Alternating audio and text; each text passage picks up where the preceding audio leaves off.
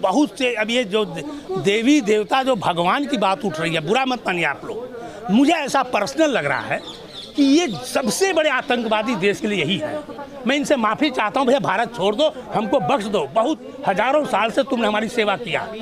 भगवान को बोल रहा हूँ मैं, बिना षड्यंत्र के एक आदमी वकील होकर के वहाँ जूता नहीं पार सकता।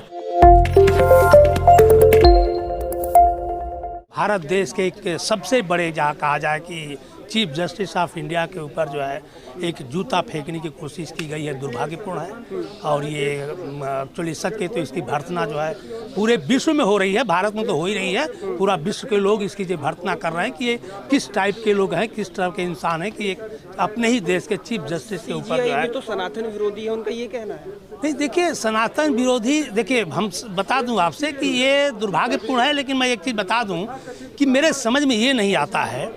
उधर पहले के चीफ जस्टिस डी.वाई. चंद्रचूड़ भी कहते हैं कि मुझे भी भगवान के जब बैठा तो वहाँ पर मुझे भी मिला कि भगवान के आदेश से मैंने जो है एक बाबरी मस्जिद का फैसला सुनाया। और ये फिर ये भी एक कहता है कि जूता फेंकने वाला कि मुझे भी भगवान ने आर्डर दिया। मेरे ये समझ में है कि भगवान जो है सिर्फ सनातनियों के ही पास क्यों आता है, शूद्रों के पास क्यों नहीं आता? क्या शूद्रों की आत्मा नहीं है, शूद्रों के परमात्मा नहीं है, शूद्रों के भगवान नहीं है क्या? अगर शूद्रों के भगवान नहीं है, SC ST OBC के जो भगवान नहीं आते हैं, उनको आस्था नहीं आती है, उनके परमात्मा नहीं आते हैं और उनकी आस्था भी कभी ठेस नहीं होती है। ये सनातनियों को तो लगता है कि शूद्रों की कोई आस्था ही नहीं है, उनकी आस्था मर चुकी है, सिर्फ आस्था उन्हीं के पास है, हमारे पास आस्था नहीं है। हाँ ठीक है, हम सनातनी बोल रहे हैं, कट्टर हिंदू हो चाहे वो, सनातनी का मतलब जो इस व्यवस्था को, जो ये बड़ी बड़ी व्यवस्था को, ऊंच नीच, छुआछूत, भेदभाव और जो देश के समता समानता बंधुत्व का जो संविधान है उसके खिलाफ जो भी बात कर रहा है, हम उसको सनातनी मानते हैं, उसको ब्राह्मणवादी मानता हूँ। देखिए एक जो आपने बहुत कह दिया कि दलित है, देखिए हम ब्राह्मणवादी उसको मानते हैं जो हिंदू धर्म के वर्ण व्यवस्था में जो भी इंसान जात से अपने को उच्च मानता है और किसी गैर को नीच मानता है, वो ब्राह्मणवादी है। अगर यादव भी अगर किसी कुर्मी कोयरी को उच्च मानता अपने से, वो भी ब्राह्मणवादी है। अगर चमार भी भंगी से उच्च मानता, वो भी ब्राह्मणवादी है। ब्राह्मणवादी एक मानसिक बीमारी है और इस बीमारी से ही हमारे देश में जितने हैं सब अत्याचार हो रहे हैं। मैं देख रहा हूँ, पूरा देख लीजिए आप, पूरा खगोलेंगे तो इस देश में जितने अत्याचार हो रहे हैं, मारपीट के, बलात्कार के, डकैती, सब इसी का कारण हो रहे हैं। ऊंच नीच, छुआछूत, भेदभाव। कहीं कोई पेशाब कर दे रहा, बड़े शान से कर रहा है, दलित के ऊपर ब्राह्मण पेशाब करता है और बड़े शान से कर रहा है। मैं देख पुलिस वाला उसका पीठ थपथपा रहा है। ये क्या है देश में? सबसे बड़ा चीज़ यह है कि जब भगवान ही करवा रहा है, भगवान की प्रेरणा मिल रही है, तो हम ऐसे भगवान को क्यों पाले यार? मैं तो माफ़ी चाहता हूँ भगवानों से। एक मिनट मैं आज आप लोगों से कह रहा हूँ कि मैं देश से और अपने भारतवासियों से भी कि जब देश में जहाँ देखो वहाँ, कल को तो हम भी कह देंगे कि मुझे भगवान से प्रेरणा मिली इसलिए मैंने भी तुमको जूता मारा, हमको तलवार मार दिया, तुमको तलवार मार दिया, हमको तुम नीच कहते हो इसलिए मैं तुमको मार दिया। हमें भी भगवान ने प्रेरणा दिया, तो कोई भी आदमी उठ करके खड़ा हो जाएगा, कह देगा कि हमको भगवान से प्रेरणा मिली, तो ये तो संविधान का उल्लंघन हो गया ना भाई। ऐसे देश थोड़े चलेगा।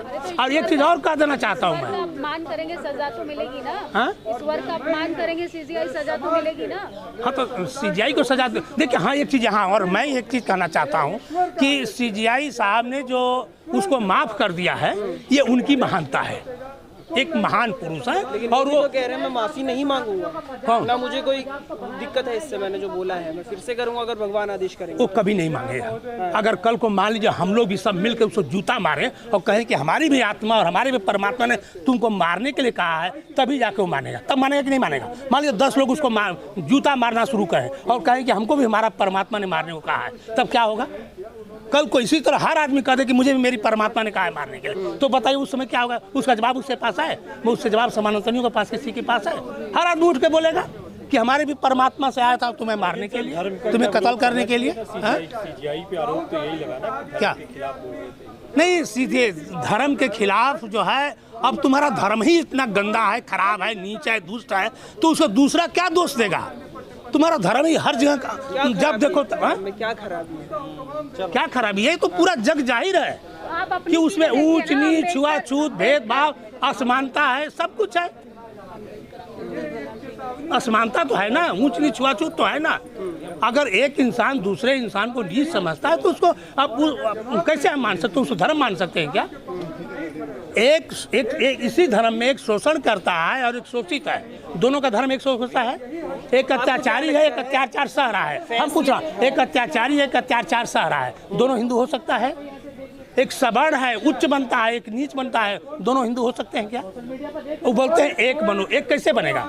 एक तो तुम खुद ही बांट रहे हो, खुद ही बांट रहे हैं ना। मोहन भागवत जी कहते हैं, मोहन भागवत जी कह रहे हैं कि हमारा हिंदू एक होना चाहिए। फैसले की वजह से ये काम हुआ या फिर जाति की वजह से काम हुआ? नहीं, ये जात की वजह। देखिए, अब हम बता रहा हूँ, इस समय बौखलाहट है। बौखलाहट के कारण ये बड़े सुनियोजित तरीके से ये षड्यंत्र किया गया। दूसरी बात ये है, मतलब सुनियोजित, देखिए सबसे बड़ा हमको लगता है कि जो आरएसएस के जो ये शताब्दी प्रोग्राम में सीजीआई गवई के मिसेज को बुलाया गया था, माता जी को बुलाया गया था, और हमें लगता है उन्होंने प्रचार भी कर दिया था और आयन मौके पर उन्होंने रिफ्यूज कर दिया है, तो उससे उन लोगों को थोड़ा अपमान जैसा लग रहा होगा। हम कह रहे हैं कि उनको लग रहा है कि तो हमारा बहुत बड़ा अपमान हो गया, तो हो सकता है उसका भी एक रीजन होगा। और एक वो भी कह रहा है, दूसरा देखिए हम जानते हैं, सेवक है, आपको नहीं लगता? प्रधानमंत्री कहते हैं आरएसएस सेवक है, आप कह रहे हो बदले की भावना है ये। किसका? हाँ, सेवक नहीं है आरएसएस। नहीं, कहाँ सेवक है? किसकी सेवा कर रहा है? मोदी जी कहते हैं, मैं नहीं कह रही। आरएसएस सेवक कैसे हो सकता है जब उसके ही लोग, उसी के आदमी, उन्हीं के लोगों में आरएसएस में बताइए कोई आज तक दलित जो है आरएसएस चीफ बना? कोई ओबीसी बना? कितना बना है?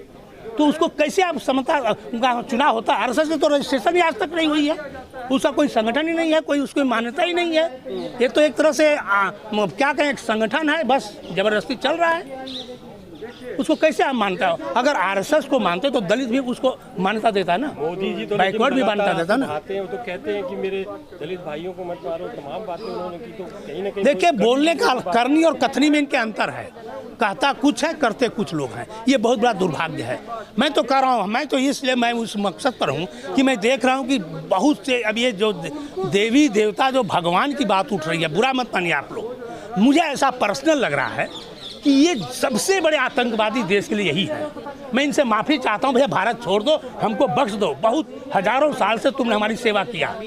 भगवान को बोल रहा हूँ मैं, ये देश के भगवानों को बोल रहा हूँ। कह रहे हैं आपने भगवानों पे शोध किया, क्या पाया फिर? क्या पाया भगवान? अरे देखो, भगवान, देखिए भगवान को मैं ये कहूँगा, भगवान के घर में एक बलात्कार हो रहा है, भगवान के घर में जो है अत्याचार हो रहा है, भगवान के मंदिर में हो रहा है, और कुछ नहीं कर रहा है, न देख रहा है, न सुन रहा है, न उच्चित्कार सुन रहा है, कुछ कर ही नहीं रहा है। मान लीजिए कि कोई अत्याचार किसी मंदिर में हो रहा है, भगवान के सामने हो रहा है। एक समय तो था कृष्ण का, जब उसके परिवार के ही जब द्रौपदी का चिरण कर रहे थे तो कृष्ण भगवान खटाऊ मिल के साड़ी लेके पहुंच गए बचाने के लिए। आज क्यों नहीं आ रहे हैं? आज कहाँ मर गए हैं? आज क्यों अंधे बहरे गूंगे बने हैं? क्यों अपाहिज हो गए क्या भगवान साहब? पहले तो आके खड़े हो जाते थे, तैयार हो जाते थे। नाम के आगे शूद्र क्यों लगाते हैं आप? ये बड़ी लंबी कहानी है। शूद्र जो है ये क्या है कि हमारे देश की जो वर्ण व्यवस्था है, ब्राह्मण, क्षत्रिय, वैश्य और शूद्र, शूद्र को जो है ब्राह्मण, क्षत्रिय, वैश्य को कर्म करने की मनाही है।